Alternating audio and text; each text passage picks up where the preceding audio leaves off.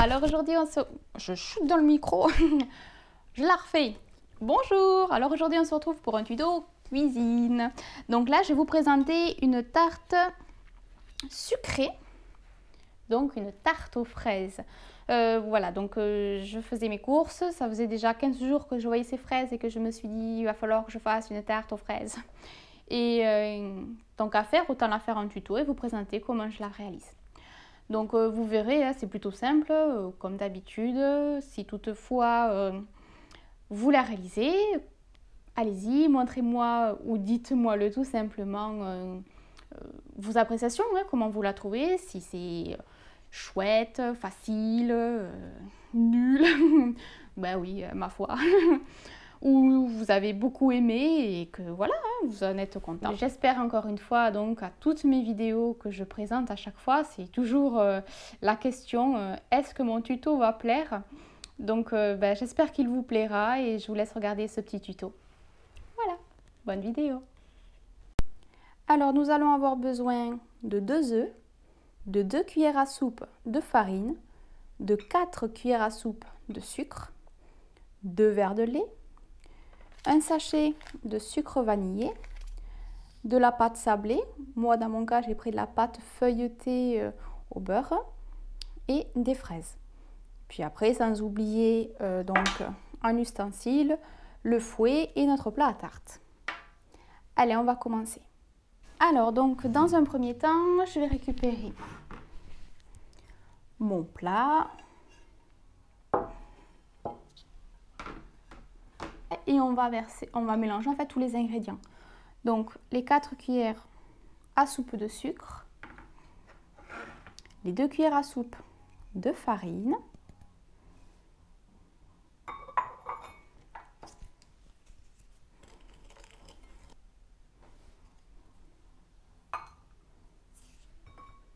on va y rajouter nos 2 œufs.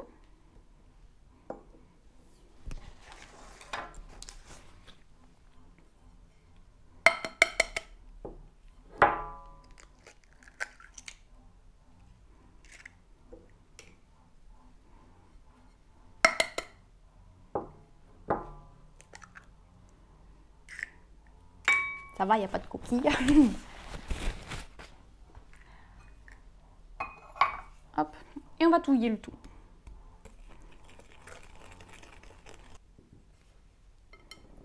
Voilà, donc le sopalin va tomber. Hop là.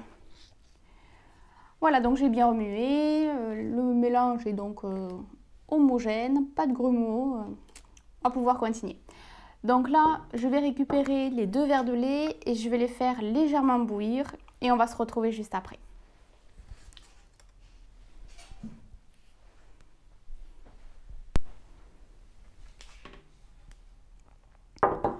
Donc voilà, je suis de retour. Donc mon lait a légèrement bouilli, donc c'est parfait. Donc je vais le verser en remuant en fait avec le sucre, la farine et les œufs.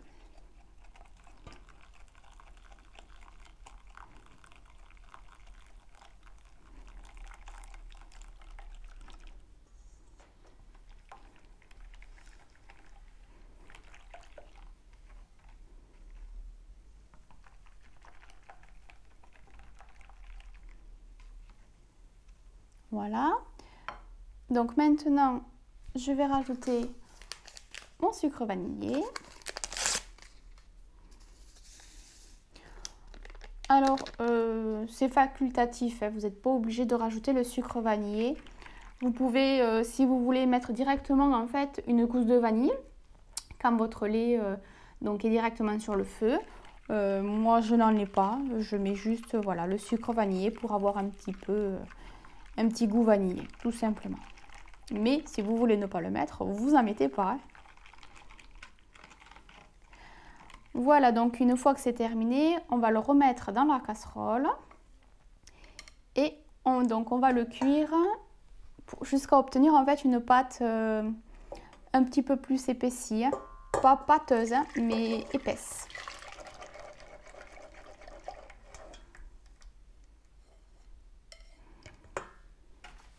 Hop, sur le plateau. Voilà, donc je vais la faire épaissir et on se retrouve juste après. À tout de suite. Donc me revoilà, je reviens donc de ma cuisine. Donc je vais vous pencher un petit peu la casserole pour que vous voyez un petit peu. Donc ça épaissit un petit peu. En fin de compte, je l'ai laissé donc sur le feu, à feu moyen, et j'ai remué jusqu'à ce que ça épaississe. Vous voyez, c'est pas non plus pâteux, hein, ça reste quand même assez liquide. Donc là, à partir de là, on la laisse refroidir. Alors avec notre pâte, donc on va l'étaler dans notre plat à tarte.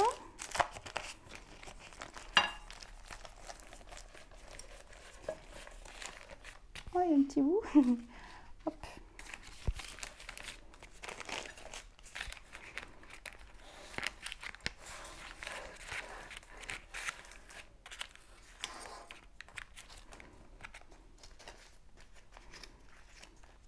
Voilà, donc ça déborde plus ou moins de la même distance de tous les côtés. Donc avec une fourchette ou avec un couteau ou quelque chose de pointu, en fait, vous piquez le fond de la tarte pour pas que lors de la cuisson, ça gonfle et que ça fasse des bulles. Donc voilà. Et là, en fait, on va mettre au four. Alors mon four, il est à 250 pour le moment. Donc c'est pas un four de compète, hein, pour les personnes qui me suivent, ils sont au courant. Donc moi le mien je le mets à 250. Si après vous connaissez votre four et que vous savez à quelle puissance il faut pour cuire une pâte, suivez plutôt vos intuitions, enfin, faites comme vous voulez, faites comme vous avez l'habitude de faire. Donc là, moi, je vais faire cuire ma pâte, donc juste la pâte, histoire qu'elle dore un petit peu. Je pense que je vais la retrousser à peine un peu, en fait. Pour qu'après, je vais mettre la crème pâtissière. Et il faut qu'elle puisse couler un peu partout. Donc, comme là, elle va pas croustiller la pâte, mais bon, j'ai peur après qu'elle soit un peu trop craquante et que du coup je peux pas faire cet effet un peu bordure roulée. Je vais le faire maintenant, pas jusqu'au fond, histoire que après la cuisson peut-être que je pourrais le plier un peu plus, mais bon, là dans l'immédiat, moi je fais comme ça. Je suis pas une pro, hein. Je donne juste ma petite technique, mais voilà, comme au tricot. Si vous avez mieux, faites. Voilà, donc je termine et on va pouvoir mettre la pâte au four. Allez, c'est parti. Hop là. Hop, je récupère mes fraises. Donc en fait, je vais les couper en trois, de façon à ce que je puisse avoir cette partie-là, la partie du centre et donc l'autre côté. Et je vais enlever donc tout ce qui est verdure.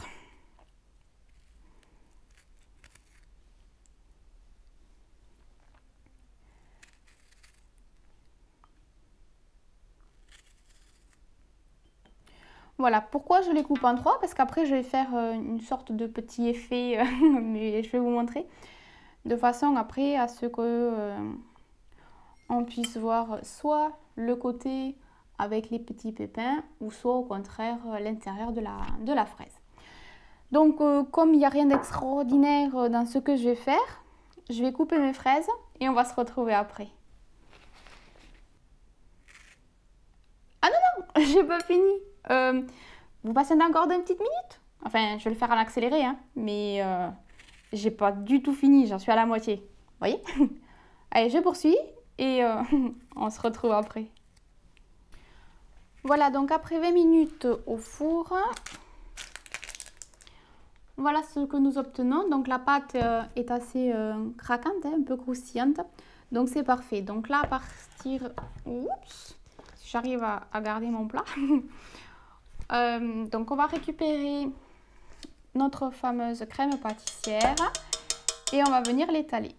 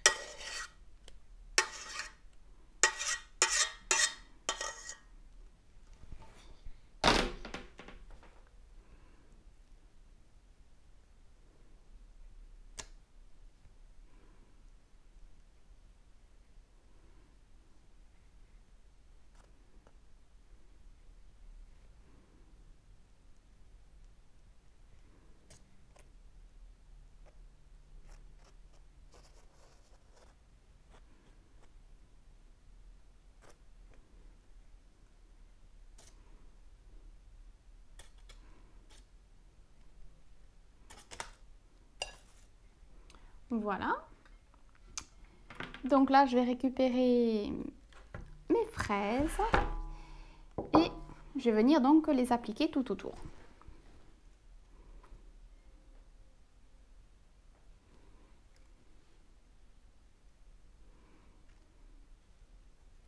Alors je prends exprès juste en fait celle où on voit donc les pépins, donc le dos, et je m'amuse en fait à faire le tour.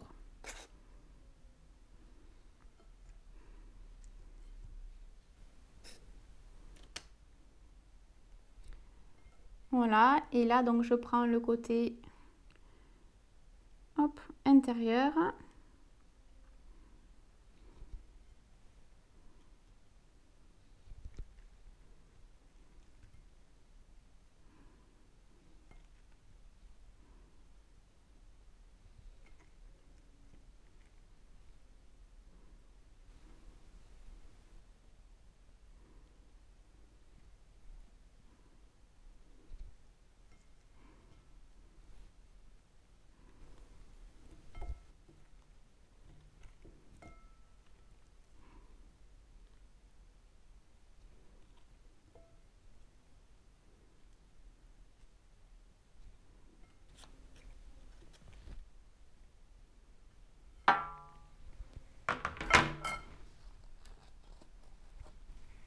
Bon ben voilà, j'ai terminé. Donc vous voyez, j'ai pu alterner un petit peu en fait les côtés. Et ben voilà, ce petit tuto est à présent terminé. J'espère qu'il vous aura plu et peut-être qu'il vous a donné l'appétit d'en faire une.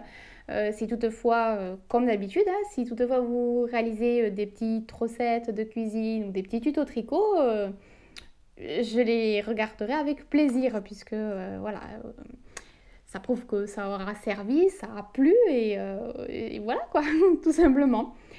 Ben voilà, sur ce petit tuto donc il s'achève.